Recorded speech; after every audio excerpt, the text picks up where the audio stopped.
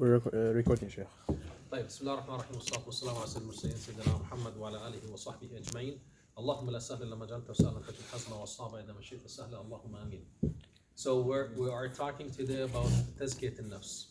And tazkiyat al-nafs is much more practical and broader than the concept of being submissive and in the corner of the masjid and focusing on certain rituals and certain ibadat to be done by oneself.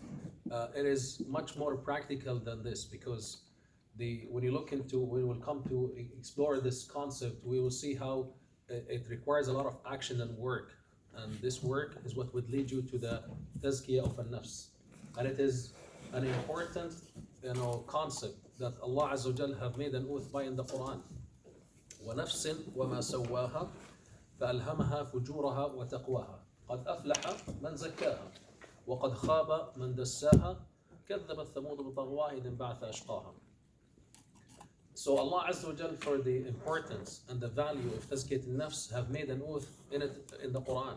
And Allah Azza wa Jal normally makes an oath by things that are so valuable. For instance, He made an oath by Al-Fajr and Wash-Shams, which is the introduction of this surah. And He made an oath by لا أقسم بيوم القيامة ولا أقسم بالنفس اللوامة. He even made an oath by the nafs. And this gives you an idea of how important is the tazkiyah of the nafs, and why would Allah Azza wa Jal make an oath by. And if you were to trace back the concept of tazkiyah, you will find that the tazkiyah of a nafs was something that the prophets of Allah Azza wa Jal have come up with to their own people. And if you recall in Surah Al-Baqarah, when Ibrahim alayhi salam was with his son Ismail alayhi salam, and they were both reconstructing the walls of the Kaaba, because Kaaba was already there, but what they did is rebuilding the walls. وَلْيَرْفَعْ إِبْرَاهِيمُ الْقَوَاعِدَ مِنَ الْبَيْتِ. So the base of the Haram was already there, because it was built a long time ago before that, and was demolished by the flood of Nuh alayhi salam. But then Ibrahim alayhi salam came and had the honor of raising the walls of the Kaaba. And the dynamic between the father and the son was so beautiful, and was focusing a lot on tazkiyat al-nafs, by the way. And what the dua they were saying together during their work was رَبَّنَا تَقَبَّلْ مِنَّا إِنَّكَ أَنْتَ السَّمِيعُ الْعَلِيمُ رَبَّنَا وَاجْعَلْنَا مُسْلِمَيْنِ لَكَ وَمِنْ ذُرِّيَّتِنَا أُمَّةً مُسْلِمَةً لَكَ وَأَرِنَا مَنَاسِكَنَا وَتُبْ عَلَيْنَا إِنَّكَ أَنْتَ التَّوَّابُ الرَّحِيمُ. This was their dua as they were raising the walls of the Kaaba. They were asking Allah for the sincerity. They were asking Allah to give them the ikhlas in their actions and deeds, so that their work would be fruitful. And this is, subhanallah, what happened. Imagine you're being asked to go somewhere up north in Canada, where it is 6 months day and 6 months night, and they're in the wilderness, and asked to establish a masjid or to establish a place of worshiping. You will think that this is a lunacy, because who's going to be there? Who's going to come there? And this was exactly what happened with Ibrahim and Ismail alayhi salam. They were in the middle of a valley that has no vegetation. وَادٍ غَيْرَ ذِي زَرْعٍ. There is no sign of living even. So then, for them to raise the walls, first of all, give you an idea of how submissive they were to Allah Azza wa Jal. Second, gives you an idea of how sincere their du'as were, because right now, on an average day, there are probably thousands of people making tawaf in around the Kaaba, exclude the time of Hajj. So this gives you an idea of how much Ibrahim and Ismail were sincere in their actions, and this teaches a lesson. And let's pay attention to what Ibrahim have said afterwards. رَبَّنَا وَابْعَثْ فِيهِمْ رَسُولًا يَتْلُو عَلَيْهِمْ آيَاتِكَ وَيُزَكِّيهِمْ وَيُعَلِّمْهُمُ الْكِتَابَ وَالْحِكْمَةَ إِنَّكَ أَنْتَ الْعَزِيزُ الْحَكِيمُ. And this is what Ibrahim said. Ya Allah, send to them from among them someone who will يَتْلُو عَلَيْهِمْ آيَاتِكَ, recite unto them your ayat, which is the Quran, وَيُزَكِّيهِمْ, and to purify them, وَيُعَلِّمُهُمُ الْكِتَابَ وَالْحِكْمَةَ إِنَّكَ أَنْتَ الْعَزِيزُ الْحَكِيمُ. However, if you go to the second juzu in Surah Al-Baqarah, which talks about the Prophet Muhammad sallallahu alayhi wa sallam. هو الذي you know, and even in Surah Al-Jumu'ah هو الذي بعث في الأميين رسولا منهم يتلو عليهم آياته ويزكيهم ويعلمهم الكتاب والحكمة وإن كانوا من قبل لفي ضلال مبين. So I think I made a mistake. Ibrahim alayhi salam's tazkiyah was you know, at the end of his dua, because at the beginning of his dua I mean at the end of his dua, while the dua for Muhammad sallallahu alaihi wasallam was at the beginning, right? Did I get the ayat right? Those who memorize Surah Al-Baqarah? Yeah? Yeah? Anyways. This would raise a question. Why tazkiyah was you know, at the beginning of the dua of Ibrahim, and why was it delayed in the ayat of you know, that speaks about the Prophet sallallahu alaihi wasallam? So let me, you know, hear some thoughts on that. So Ibrahim's dua was ربنا ابعث فيهم رسولا منهم يتلو عليهم آياتك ويعلمهم الكتاب والحكمة ويزكيهم إنك أنت العزيز الحكيم. So tazkiyah came late, and in the ayat that speaks about Muhammad صلى الله عليه وسلم والدين الإسلام كما أرسلنا فيكم رسولا منكم يتلو عليكم آياتنا ويتلو عليكم آياتنا ويزكيكم ويعلمكم الكتاب والحكمة ويعلمكم ما لم تكونوا تعلمون. Now, two different, you know, concepts for the same dua. Ibrahim, let's go word by word, said ربنا ابعث فيهم رسولا منهم يتلو عليهم آياتك ويعلمهم الكتاب والحكمة. Ya Allah, send to them from among them a prophet who will teach them, recite unto them your ayat, and teach them the kitab and the hikmah. Kitab refers to the Quran, hikmah refers to the sunnah. وَيُزَكِّيهِمْ, and to purify them. إِنَّكَ أَنْتَ الْعَزِيزُ الْحَكِيمُ, as you are, Ya Allah Azza wa Jal, as Aziz al-Hakim. However, in the second juz, as I said in the Quran, كَمَا أَرْسَلْنَا فِيكُمْ رَسُولًا مِنْكُمْ يَتْلُو عَلَيْكُمْ آيَاتِنَا وَيُزَكِّيكُمْ وَيُعَلِّمُكُمُ الْكِتَابَ وَالْحِكْمَةَ وَيُعَلِّمُكُمْ مَا لَمْ تَكُونُوا تَعْلَمُونَ. Allah Azza wa Jal says, as we have sent to you from among you Rasulan, a prophet, who will recite unto you ayatina, the ayat of Allah Azza wa Jal, and will teach you kitab and hikmah, وَيُعَلِّمُكُمْ مَا لَمْ تَكُونُوا تَعْلَمُونَ. So, in the context of the deen of Muhammad sallallahu alaihi wasallam, tazkiyah came first before يَتْلُو عَلَيْكُمْ وَيُعَلِّمُكُمُ الْكِتَابَ وَالْحِكْمَةَ, before teaching you al-kitab al-hikmah. Now this would be, you know, raising questions. Why? Any thoughts on that? Now after eating pizza, you normally intend to sleep, so I want to keep you awake. So what's the hikmah, and what are the thoughts you know comes to your mind when you hear this, that Ibrahim first asked Allah Azza wa Jal to teach them the kitab al-hikmah and then to zakki them.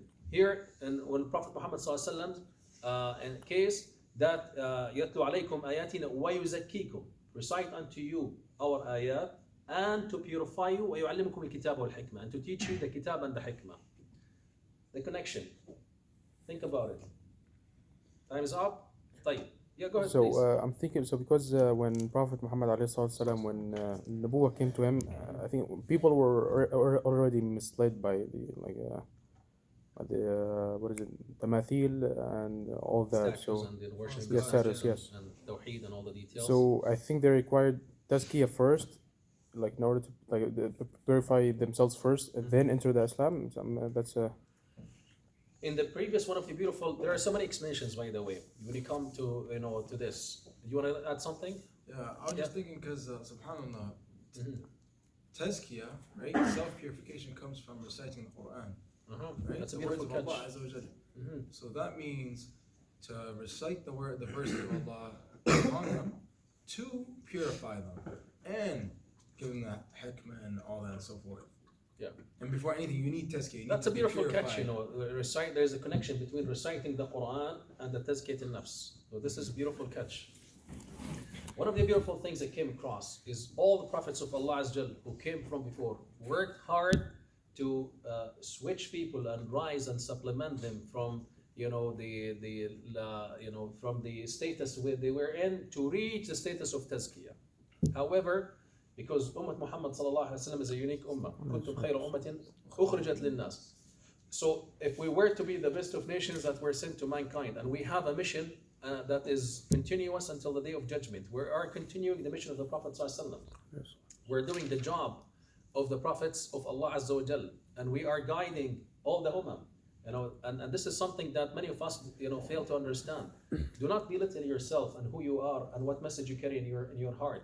You are so valuable in the scales of Allah Azza wa Jal. You are so valuable in a sense that what you have in message in your heart is so important, and it is essential to guide not only yourself but to guide the humanity in general. Now the whole world is hungry for Islam.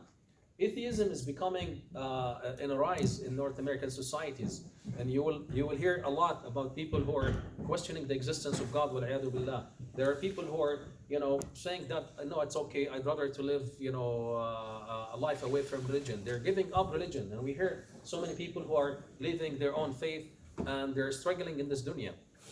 So here comes the need for the final message, the final revelation of Allah Azza wa Jal that is good and valid until the day of judgment, to be introduced to people in the era we're living in. So do not belittle yourself. You have a huge responsibility over your shoulders. You are responsible on, first of all, guiding yourself and providing guidance to others around you.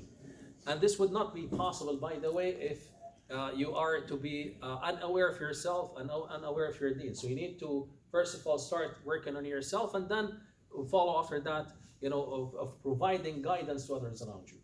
So in the case of the deen of Muhammad, Allah Azza wa Jalla says, كَمَا أَرْسَلْنَا فِيكُمْ رَسُولًا مِنْكُمْ يَتْلُو عَلَيْكُمْ آيَاتِنَا. Recite unto you our ayat, وَيُزَكِّيكُمْ, which would lead you to the tazkiah. And after your nafs is pure, then you're qualified to seek the knowledge. Got the catch now? So this is very dangerous, because think of it this way. Imagine a person who would just go for a degree, or would be going for or learning the knowledge, and using that knowledge in a different way, in a wrong way, by not being able to practice what you have in your life, and not being able to provide guidance to others around you. So tazkiyat al-nafs is so important, and that's why in the history of Islam, when someone wants to seek the knowledge, they would approach the scholars, and the scholars would test them, see how purified their nafs is, or they would give them advices on how to purify their nafs before they are they get into the seeking the knowledge, because it's a heavy burden and responsibility. Among those who would be fueled in the hellfire are qari, someone who reads Quran, right? Or mutasaddiq, the one who you have given, or an mujahid. This gives you an idea of how important it is to start with having the right understanding in your heart and mind, and to purify your nafs from all those things that are disrupting your life and your thinking, to align yourself and turn yourself on the right directions, and hit in the speed of 180. And this would lead us to talk about, what does tazkiyah mean? Any thoughts on that?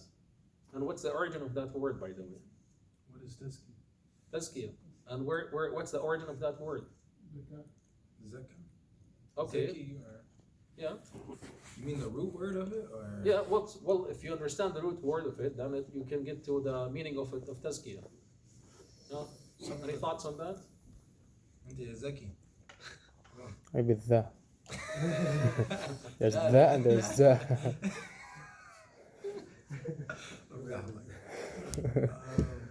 No. طيب. I would say Tazkiyah come from, there's a similar word, zakah, right? What's zakah? صدقة. Sadaqah, right? It's one of the pillars of Islam, right? But why zakah is called zakah? purifies your wealth and your assets. Okay, and It's an obligation. an obligation, right? And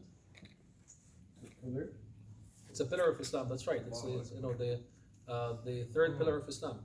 So to make sure that the wealth is being distributed in a Well, we don't want to focus much on the the essence of zakah, but we need understand what does zakah mean, so we can get to understand the tazkiyah from that perspective. So zakah is, like what you said, is to purify your money. خذ من أموالهم صدقة تطهرهم وتزكيهم بها وصل عليهم إن صلواتك سكن لهم. As Allah mentioned in Surah At-Tawbah, right? Yep.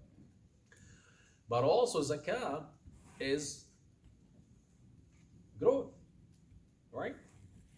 You know, ما نقص ماله من صدقة, right? مثل الذين ينفقون أموالهم في سبيل الله كمثل حبة أنبتت 7 سنابل في كل سنبلة 100 حبة والله يضاعف لمن يشاء والله واسع عليم. كمثل جنة بربوة أصابها وابل فآتت أكلها ضعفين فإن لم يصبها وابل فطل. As Allah described, you know, the case of sadaqah, like the garden and a height, where if no rain falls onto it, the dew would be enough for it to bring forth, you know, its crops. So tazkiyah has two meanings linguistically: purification and growth. And this is from that perspective, shar'an, comes the understanding of tazkiyat al-nafs. First of all, at-takhliyah, and then at-tahliyah. There you go. Now you get that.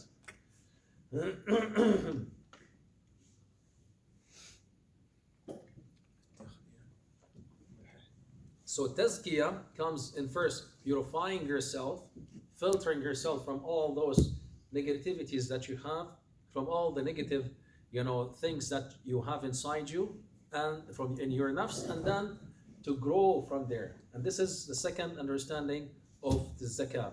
And this is applied, by the way, applies to the money, because in our life, you know, we earn money, and sometimes without paying attention, we earn unlawful things, or there are, you know, things that have shubuhat in our money. So here comes zakah to purify that for us, and not only to purify it, but also to multiply it and make it grow. So the same thing applies to tazkiyat al-nafs. طيب, this is tazkiyah. But what about al-nafs?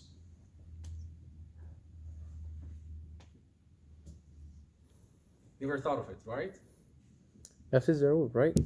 Yeah, well, yeah, we're talking about tazkiyat al-nafs. So we'll take word by word. Tazkiyah, we understand what it means. So what about al-nafs?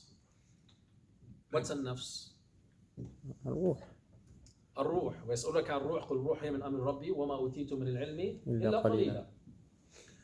Now, whether an-nafs refers to الروح or refers to something else that Allah Azza wa Jal had made an oath by in the Quran, لا أقسم بيوم القيامة ولا أقسم بالنفس اللوامة, or where it is يا أيتها النفس المطمئنة, or whether it is النفس الأمارة بالسوء, and whether there are different, you know, nafs that you possess inside you, or whether it is one nafs that grows from one status to another status. This is an issue of dispute among scholars.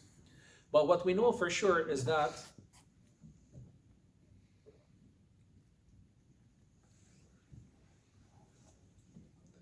that the nafs is something that is deep, that Allah Azza wa Jal have made an oath by, and that's why Allah Azza said, وَنَفْسٍ وَمَا سَوَّاهَا فَأَلْهَمَهَا فُجُورَهَا وَتَقْوَاهَا. I personally feel that a nafs is one nafs, whether it is the ruh or not, but it is one nafs that it grows from one level to another level, from one stage to another stage. And this is, you know, I like this, you know, understanding, because we go back to the same ayah we recited in Surah Shams, and some of the tafsir that also, you know, endorses this, you know, understanding is that Allah says, وَنَفْسٍ وَمَا سَوَّاهَا فَأَلْهَمَهَا فُجُورَهَا وَتَقْوَاهَا. Like, what does this mean? أَلْهَمَهَا فُجُورَهَا وَتَقْوَاهَا. We know that an-nafs in general, you know, هَدَيْنَاهُ النَّجْدَيْنِ إِمَّا شَاكِرًا وَإِمَّا كَفُورًا. You have the disposition for going in the right path and going in the wrong path, right? But Allah Azza wa Jal, you know, in this surah, Surah Shams, said, فَأَلْهَمَهَا فُجُورَهَا وَتَقْوَاهَا. Is there any catch in that? That means that it can go both ways. Allah has instilled in it a good side and a bad side. Right. And So, okay. فُجُورَهَا first, تَقْوَاهَا second. Okay. Got it? What does that mean? The fujura is more or stronger. It means that you have the tendency to grow in your life, because eventually you do have the disposition of, you know, going either way. But Allah is saying فَأَلْهَمَهَا فُجُورَهَا وَتَقْوَاهَا. So this is one of the meanings that endorses the concept that you are expected to grow in your nafs from being nafsun amaratun bisu to become nafsun mutma'inna. Remember in the workshop we did last time, we said how in your personality there are some theories talks about the growth from one level to another level. The diffuse, the moratorium, and then the achieved. All those levels of personalities would somehow have references into what we see in the Quran. So you are indeed do have you're born al fitra. This is another thing that the scholars say that that we are born on the fitra. So your nafs is good by default. But now here comes فإنما أبواه يهودانه ويمجسانه وينصرانه. The responsibility of the parents and taking you in different directions. And here also the role of the environment around you to change the path of your life. Many of us know for a fact that there are so many influential factors in our life: peer pressure, social media, different things that we see around us in the environment we're living in, and this is shaping our personality, shaping our nafs in a way or another. So we need to work on that to purify it and filter it and remove all those distractions, and then grow from there to become a nafs al-mutma'inna. ارجعي إلى ربك راضية مرضية فادخلي في عبادي وادخلي في جنتي. This is the nafs that is qualified to deserve the Jannah of Allah Azza wa Jalla. So this again gives you an idea of how tazkiyat al-nafs is an important work that needs to be done. And even Imam al-Ghazali, who's the one who have spoken a lot about tazkiyah, and he's the founder basically, in my assessment, he's the founder of the psychology science. Psychology was founded not by Freud or Western scientists, but it was founded by the Muslim scholars like al-Ghazali and his kitab of Minhaj al-Qasidin, which is a beautiful book that has it's a very deep book that you might need guidance to be able to navigate through it, but primarily it's a book that if you take the cover and give it to someone to read, they will think this is a book of psychology talking about different counseling psychology theories. So he believes that tazkiyat al-nafs is fard ayn on every person, even though the majority of the scholars might not see it as so.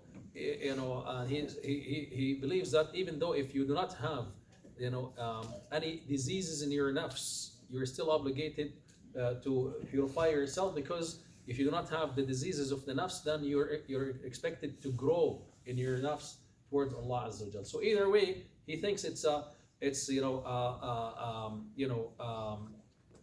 important thing to apply in one's life, because again either you purify yourself or either you grow from there towards Allah Azza wa Jal. Now, however, the learning of the tazkiyat al-anfus and this science by itself is fard kifaya, as it is probably by the majority of the scholars. Now, there is also a beautiful catch that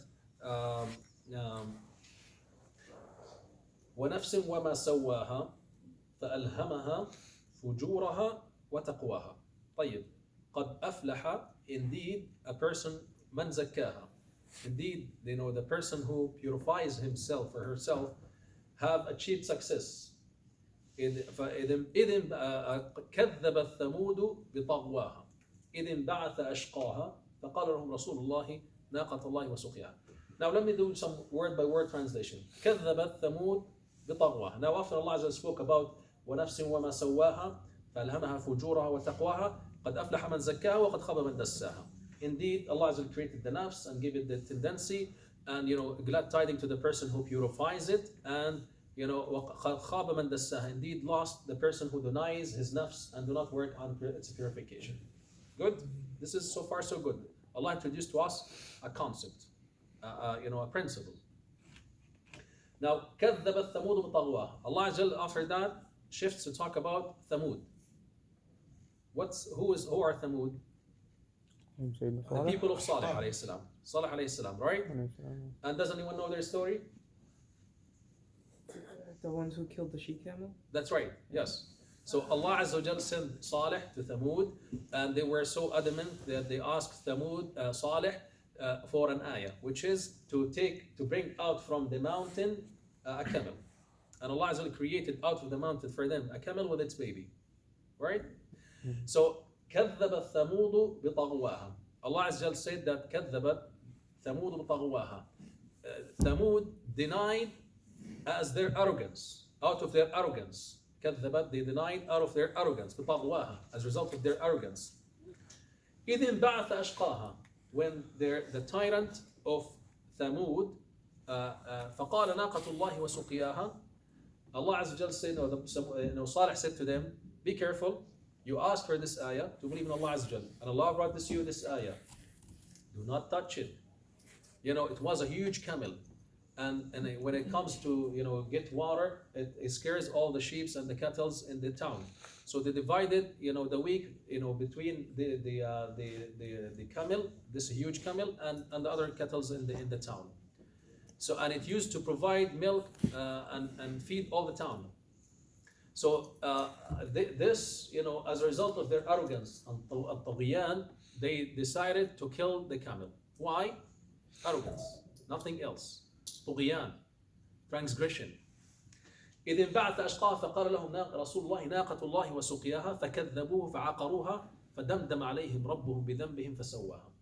And they killed the animal, the camel, and as a result of that, Allah Azza wa Jal destroyed it. فدمدم عليهم ربهم بذنبهم فسواها. And He flattened, the town. No one was after that able to stand up or to move in the town. This is it. It becomes, an empty town. A ghost town, as we call it. And now even the place of Qawm Thamud is still known in the Arabian desert. In the Arabian desert, people are visiting that, and there are some video online you can see and how civilized this town was. So what's the catch between the two? Sorry, what was the question? What's the catch between an-nafs and the purification of an-nafs and the story of Thamud? Come on, man, you're so difficult. I don't know. It's like, we're coming here to listen. After pizza, remember, you fall asleep. I need you to stay awake. So what's the catch?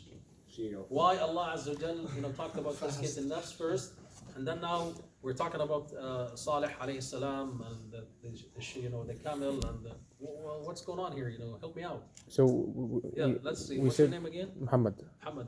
Sheikh Muhammad. So we said that فألهمها فجورها وتقواها. So a person, the human being has two options or two paths, let's say, that he can go through. And of Qawm Thamud, some of them, when the she-camel came out of the rock, some of them believed, so they chose the right way, and some of them disbelieved, and they were still arrogant after, even though Allah gave them what they asked for, and He proved His messenger Sayyidina Salih alayhi salam right. They disagreed or they disbelieved him, and that's because of arrogance. I think that's the link between the two. Beautiful. Let's hear from you. Yes. I would say because Qawm Thamud were a prime example as to one of the biggest diseases of the nafs, and that is arrogance. And that is the same sin or the same evil feeling or emotion or whatever that Satan, Shaitan, Lucifer had at the time when Allah ordered him to bow down to Adam. Yeah. Hit him, what do you mean? So You created me from fire, and he's created from mud or clay. SubhanAllah, I thought he was something else on another level. So, Thamud were like, what is this? This guy's ordering us to not drink from the river at the time of the she-camel and this and that, and what he thinks is actually big because he made this happen. No, we're gonna. So let's hear from the sisters. Any thoughts from the sisters' side? Agreed. Right on. Alhamdulillah. طيب.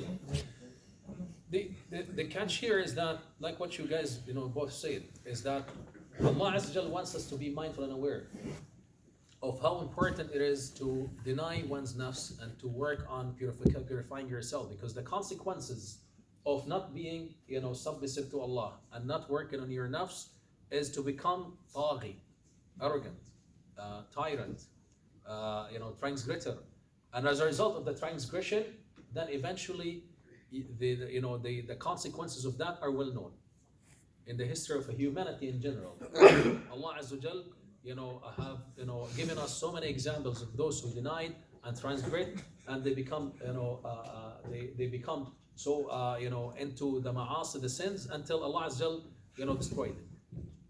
And you will see that even the present history.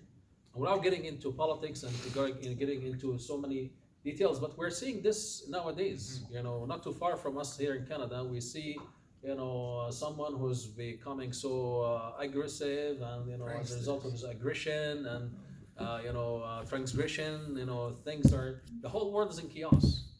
There's almost a war almost in every corner in the world as a result of this, and this is would be not only affecting people living in North America, but affecting the whole world. The whole world is suffering as a result of this.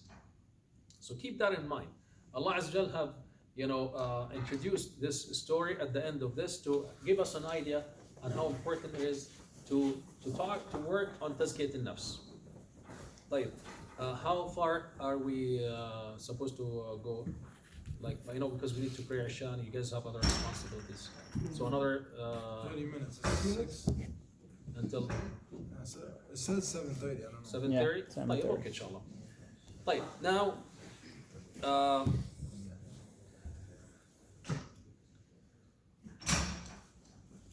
wanted to be more practical in our approach to this idea. And I said again, my aim here is not to give you the idea that be altruistic and be passive in life and sit in the corner. No, we want to be more dynamic in our life. There's two beautiful. There's Allah Azza wa Jal give us two examples to the opposite sides in the Quran. نون والقلم وما يسطرون ما أنت بنعمة ربك مجنون إن لك أجرا غير ممنون إنك لعلى خلق عظيم فستبصر ويبصرون بأيكم مفتون. Allah Azza described the Prophet ﷺ, وإنك لعلى خلق عظيم. You have the best of the manners, because the Prophet ﷺ said that إنما بعثت لأتمم مكارم الأخلاق. I was sent to perfect the good manners. And Allah Azza wa Jal, after describing the Prophet ﷺ of being, have the best of manners, and the Prophet ﷺ, when Aisha radiallahu anha was asked what was his khuluq, and when she was asked about the akhlaq of the Prophet ﷺ, she said kana khuluqu al-Quran. His manners were represented by the Quran. He was representing the Quran, was a Quran walking on earth. And then ولا تطع المكذبين ودوا تدهنوا فيدهنون ولا تطع كل حلاف مهين هماز مشاء بنميم مناع للخير معتد أثيم عتل بعد ذلك زنيم أن كان ذا مال وبنين إذا تتلى عليه آياتنا قال أساطير الأولين. Allah Azza wa Jal have after saying the Prophet ﷺ has the best of good manners, he introduced to us another characteristic. Whether it talks about Al-Walid ibn al-Mughira, who is the father of Khalid ibn Walid, by the way, who was one of the most influential, two individuals in Mecca. لولا أنزل هذا القرآن على رجل من القريتين عظيم. Quraysh was questioning why the Quran was not sent down to Al-Walid ibn al-Mughira, because he was a very influential and powerful person, so rich. He was known both in Madinatain, Al-Taif, and Al-Madinah, and Mecca. Taif and Mecca were the two prominent and two most known cities at that time of the Prophet ﷺ. So they were saying, why Muhammad ﷺ would receive the Quran? Why not these two influential individuals? They are so rich, so powerful, they're respected, and they're everybody listens to them. Subhanallah, Allah Azza wa Jal listed to us the description that we need to avoid in our life. حلاف هماز مشاء بنميم. Halaf is exaggerated in half. I'm not going to get into the details because I gave once Jum'ah khutbah about this. We can go to listen to the details about it. Hallaf is a person who makes too many oaths to make his point across, as a result of the weakness in your argument. Bankrupt individuals normally are so, aggressive in their presentation. If you're talking to someone who does not have a point, and they're so adamant, they want to raise their voice and they become angry and they want to make their point cross. Well, if someone is, who has a knowledge and have self-esteem, would talk in self-confident and, in a quiet and calm voice, right? So, halafin hammazin masha'im binamim. A person whose job is nothing but to create fitna among people and to create chaos in the society around them. هماز مشاء بنميم عتل بعد ذلك زنيم. Utul is a description to the person who would be thrown to the hellfire والعياذ بالله. Al-util is from atil, the one who will be dragged, and this is how the malaika will be dragging the kuffar والعياذ بالله to the hellfire. So this is a description that Allah Azza wa Jal wants us to examine ourselves with. When you read these ayat, 9 descriptions by the way, there are 9 descriptions. Check them out. If you see any of those, that you have any of those traits, then you need to be alarmed. You need to find that there is a problem that I need to work on. On the opposite, Allah Azza wa Jal gave us in Surah Al-Layl the description of Abu Bakr radiallahu anhu. يؤتي ماله يتزكى وما لأحد عنده من نعمة تجزى إلا ابتغاء وجه ربه الأعلى ولسوف يرضى. Allah Azza give us the example of a person who gives his money to purify his nafs for purification. وَمَا لِأَحَدٍ عِنْدَهُ مِنْ نِعْمَةٍ تُجْزَى, and none has, he's doing this for no other benefit except to please Allah Azza Jal. And Allah Azza Jal said, وَلَسَوْفَ يَرْضَى, and Allah Azza Jal will be happy and content with him. Abu Bakr radiallahu anhu is a person that I encourage all of you to read his personality. He was a rajulun asif, soft, very modest, very charismatic person. Never gets angry easily, except when he sees someone, the hurumat is being violated. But he was a person who was worthy to be companion of the Prophet ﷺ. And he had a similar personality to the Prophet ﷺ. And he was a very humble person that he was liked a lot in Mecca. And when he was about to leave from Mecca, because people of Mecca made it very difficult on him, and he was seen by one of the leaders of Mecca leaving from Mecca. He said, "Where are you going?" He said, "I am leaving because people of Mecca make it difficult for me to live." He said to him, "By Allah, someone like you, Abu Bakr, should not be leaving Mecca." Because he said, if you leave Mecca, then Mecca will be bankrupt, will be empty. Because you're a person, and he gave a description to him, similar, by the way, to the description that Khadija radiallahu anha gave to the Prophet sallallahu alaihi wasallam when he came back from Ghar Hira. Remember, the Prophet sallallahu alaihi wasallam came back from Ghar Hira, and he was shivering and he was overwhelmed and with anxiety. And Khadija radiallahu anha said to him, "Kalla la yukhzik Allah," by Allah Azza Jal will not be turned down. And she gave a beautiful description to the Prophet sallallahu alaihi wasallam of looking after the poor, feeding the orphans, and helping people who are in need. The same description without any prior connection between the two. This man gave to Abu Bakr radiallahu anhu. This is how beautiful this personality is, and this would give you the matching between the two personalities, even without as I said from two different sources.